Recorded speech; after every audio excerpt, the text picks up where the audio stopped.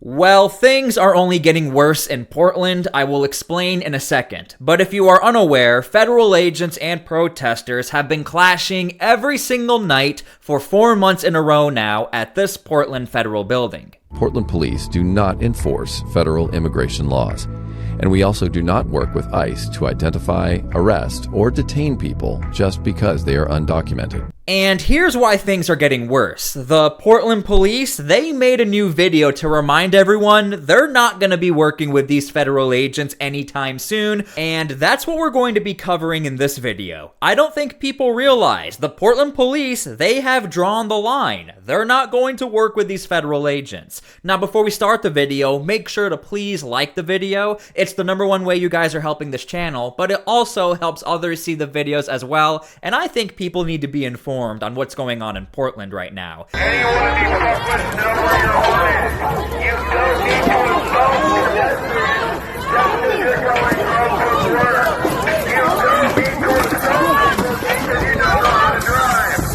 Stop pepper-spraying people just because you... Okay, for those of you that are new here, this is what the problem is. The federal agents that are clashing with the protesters, all of this happens on the Portland street, on the city property, and the Portland police, they don't show up, they don't help, and this has been documented even through the words of the Portland police. They're not coming out here. It came out later in court that one officer told another, if it were not ICE, we could assist directly. So don't take my word for it, that came straight from the Portland police. However, there's a very big issue here. The video we're about to watch doesn't talk about the protesters, it talks about identifying illegal immigrants. Portland police do not enforce federal immigration laws, and we also do not work with ICE to identify, arrest, or detain people just because they are undocumented. Right, everyone knows that. Portland is a sanctuary city. That's not the problem. The problem is, why are you not talking about working with the federal agents when protesters are on the city street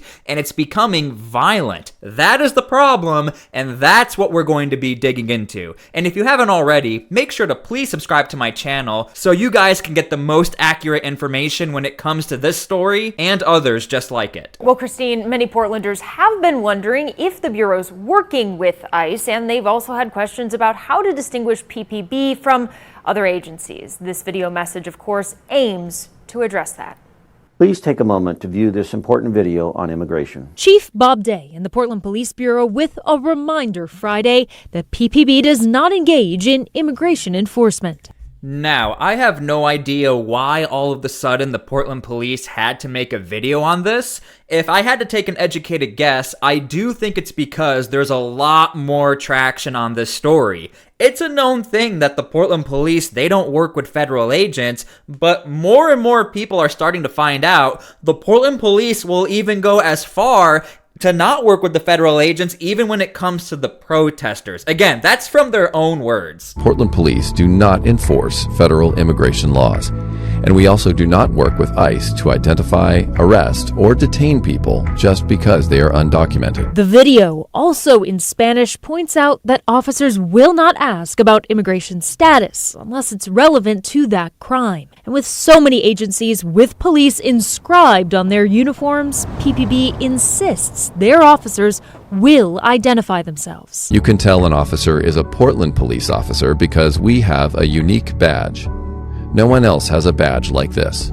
Okay, and just so you guys are aware, politically speaking, down in California, this is still a relevant talking point. The whole, we can't identify you, remove your mask. In California, if you haven't seen already, they just passed a law. The governor has to sign it that everyone has to remove their masks. Now, I personally don't think that Gavin Newsom will sign the bill because it already can't apply to federal agents, but also every single police officer in California now cannot wear a mask. In certain circumstances they can, but this is what's going on in Portland. Again, this identifying issue and making it a political issue as well. These assertions coming on the heels of ramped up ICE operations nationwide.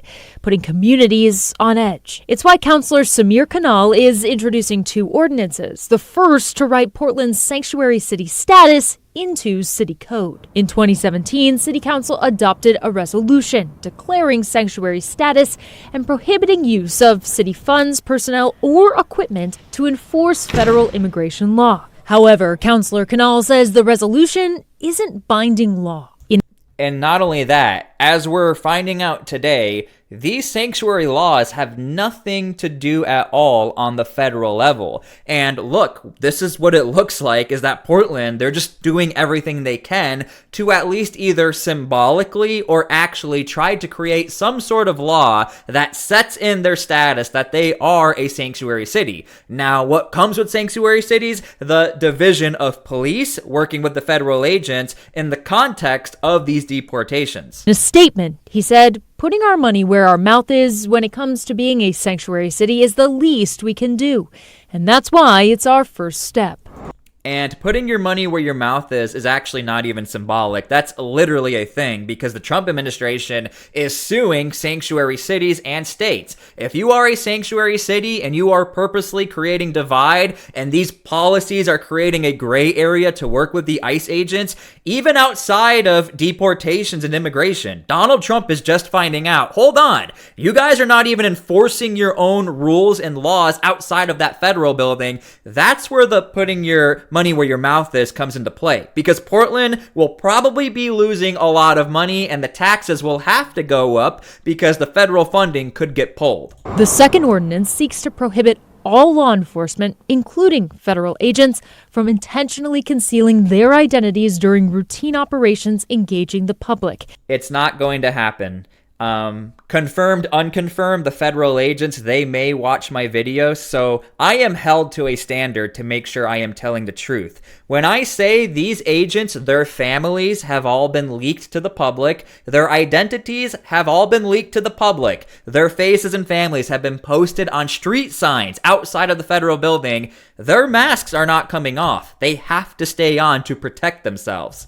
And to require badges be clearly visible. Currently, there's no PPB policy preventing masks or face coverings, although officers and tactical units will sometimes wear a gas mask or face covering. PPB says there is clear policy on identification. We reached out to ICE for comment this evening, but we haven't yet heard back. Okay, and again, in that entire news segment, there was no mention of working with the federal agents, where we know we are seeing the clashes every single night, and the locals have been calling 911 for help. But besides that, one of the main contents of that entire news segment were the identifiers, how the Portland police are clearly identified. Now, in the context of what we're about to watch, you can see police on the shield, you can see police DHS. So when it comes to the federal agents in Portland, they seem to be pretty identifiable, especially at first glance. In almost every single interaction you see, they're always wearing their identifiers. But this happened about 24 hours ago, so let's look at the most recent clash. They got grabbers. They got grabbers. They got grabbers. 1510. Right before we get to this clash, I also want to mention we're talking about breaking the noise ordinance as well. So that alone, anywhere else in Portland right now, because we're dealing with the ICE agents, that's where you had that one text, we would help out anybody else or ICE agents. So again, everyone here, they're breaking the local noise ordinance at the lowest scale of where the police should at least respond, but they don't respond. It's up to the federal agents now to take care of the situation. 1510.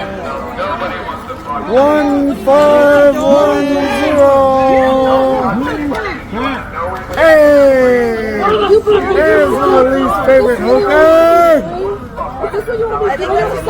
What's up, sweetheart? Hey, where's my money? Where's my money? Where's my money? And again, for those of you that are new here, this is every single night. You'll also probably hear them identify one specific number. This is a very common tactic that we've learned over the 4 months of covering this every single night. They will specifically look for one person to literally make fun of, whether they're older, depending on their skin color, maybe they're a little like larger or taller. They will identify one agent, single them out. This is very much so psychological warfare as well for the protesters.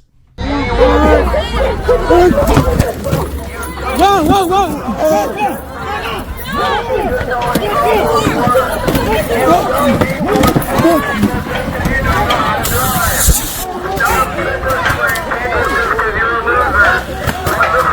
And again, look how far out they are into the street. This is the problem that the federal agents have. We have covered it about 2 or 3 videos ago where verbatim the federal agents have said, we want to protect the protesters' right to free speech. The federal agents are absolutely obligated to protect the protesters' First Amendment speech. But the problem is, where is the local support? Why are the federal agents having to walk hundreds of feet into the city limits and street when this could have all been avoided by the Portland police?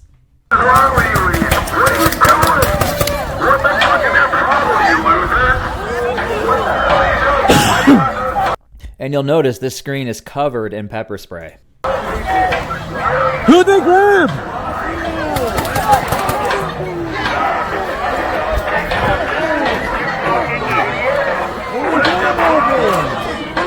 Who they grab?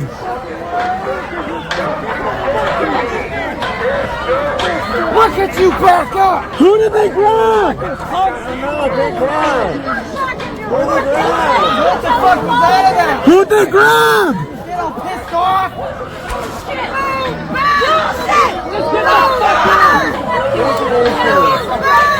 And I'm sure you're noticing this is becoming a lot louder and it becomes violent very, very fast. Now, obviously, these federal agents are under no obligation to let them know who they grabbed, but you can go back into the footage and you'll clearly see there are protesters shoving and pushing back. Again, the reason why I make these videos is that this could all be avoided if the Portland police show up and tell the protesters, hey, just back up a bit, otherwise you're going to clash. The federal agents can do that, but we're not seeing it. Fuck you!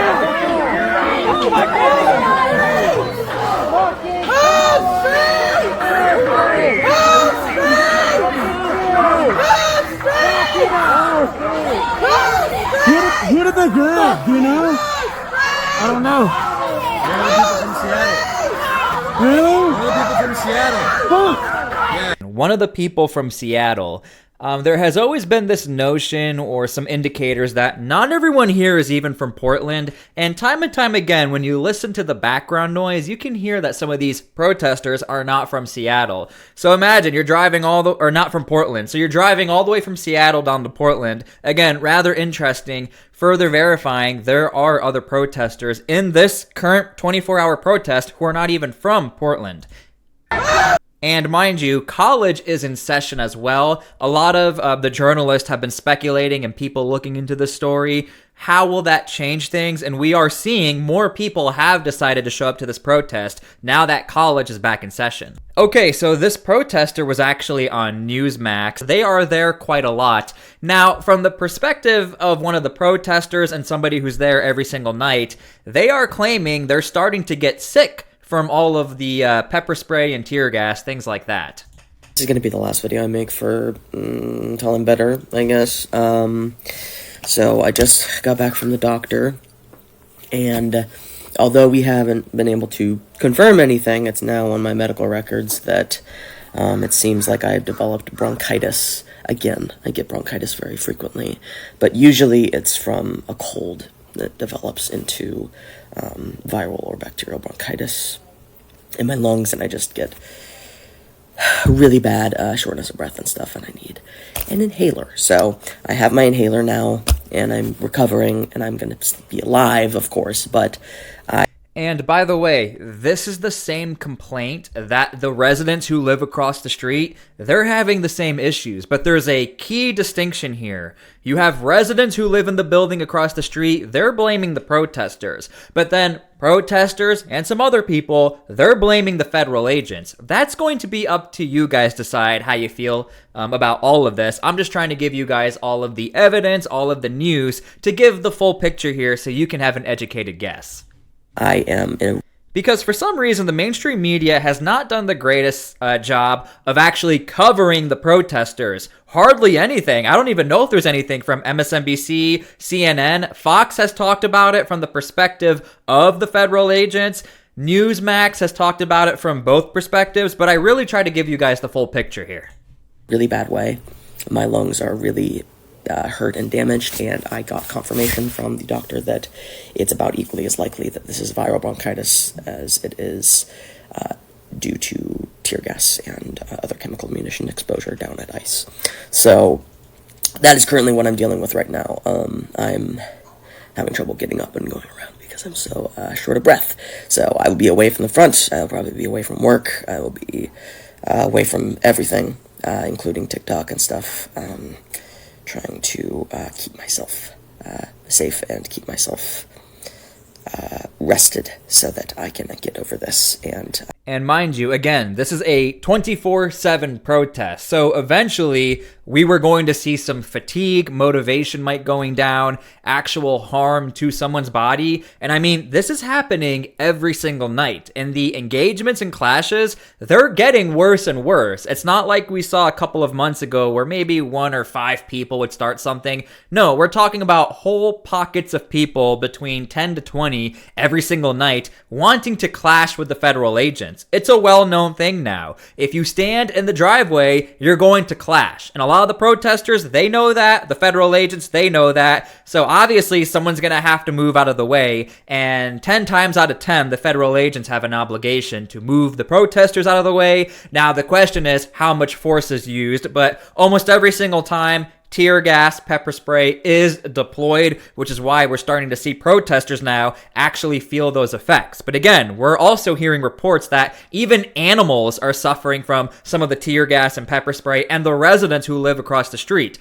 But the main question is, who do you blame? Federal agents or the protesters? Okay, so like I said before at the beginning of the video, things are only getting worse. Now, here's what we're waiting for as far as this story, whether or not the National Guard will show up or more federal agents. But also, there seems to be a little bit of a divide here. Tom Homan knows this is going on, and Kristi Noem, people in charge of situations like this. However, there are 2 separate missions. One mission is to go into the greater Portland area and do these deportation raids. This specific situation, Donald Trump has a very big issue with because these are federal agents getting hurt, these are civilians getting hurt, and so to Donald Trump, his obligation also is to focus on this and possibly send the National Guard or more federal agents to defend this building. That's what I will update you guys with as I do almost every single day. Make sure to please subscribe, make sure to please like the video, leave your comments down below. And again, I really want to leave this disclaimer. We don't like this. We want peace.